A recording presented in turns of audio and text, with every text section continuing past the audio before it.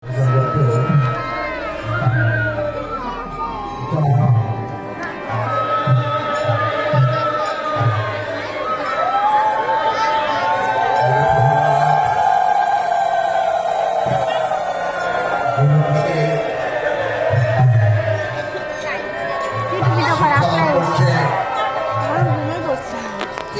নিল কিংবা শিক্ষা সে গ্রহণ করছে তাই আজ আমরা পক্ষান্তরে দেখব।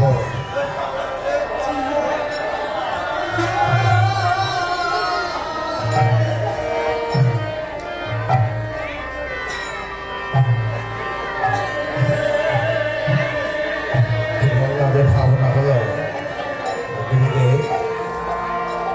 আমাকে যে শিক্ষাই জানতে কেন যে কথাই বলুন না কেন তার মধ্যে যেন আমার কৃষ্ণ নাম থাকে।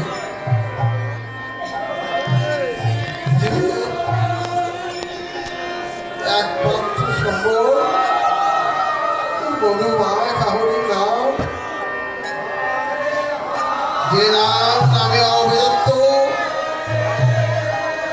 যে নাম সেই কৃষ্ণ ভগ নিষ্ঠা করি নামের সহিত আছেন আপনি শ্রীহরি।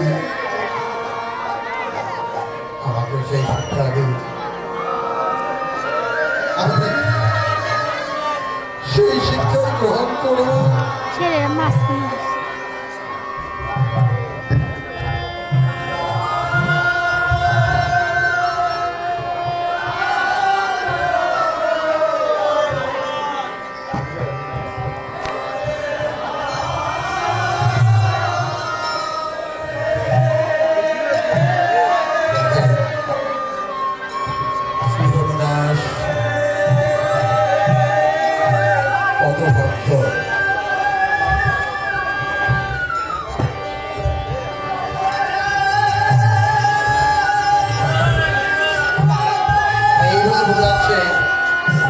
তোমার বাবা আমাকে এইভাবে বিদ্যা শিখাতে বলেছেন, তুমি বিদ্যা লাভ করবে, রাজপ্রাসাদে বসে রাজকার্য পরিচালনা করবে।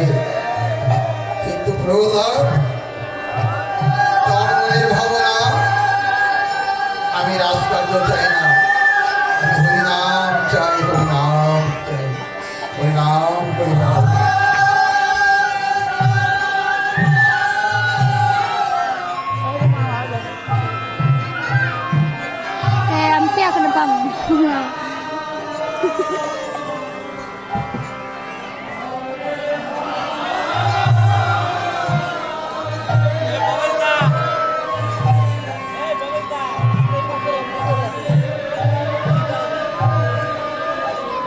রাক্ষস আসতেছে।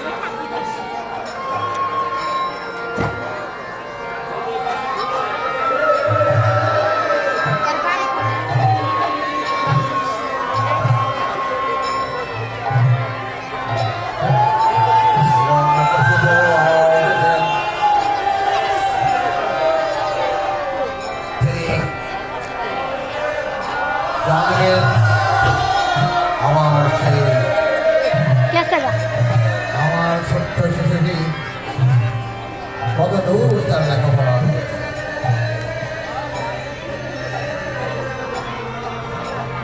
আমি আর পড়লাম চরিত্র দেখ পারলো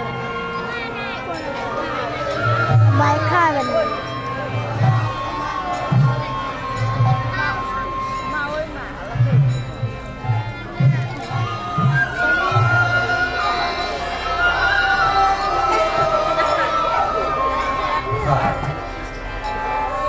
কোথায় গেল? আমি যার কাছে বিদ্যা অর্জন করতে দিলাম তার খবরটাই বাকি আজকে জেনে নেব। ওহে ওহে পণ্ডিত মহাশয়, কি খবর?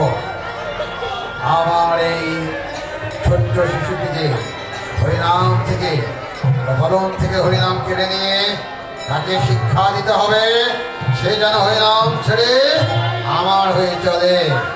আমি নইনি, না হলে কিন্তু আমি তোমাকে ছাড়বো না। বলে দিলাম,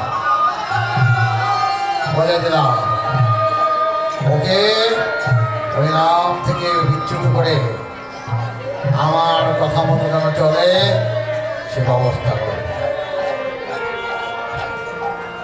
মহাদয় বলছে কোনো কথাই শোনে না, কোনো কথাই সে শোনে না। শুধু কি যেন হরিনাম করে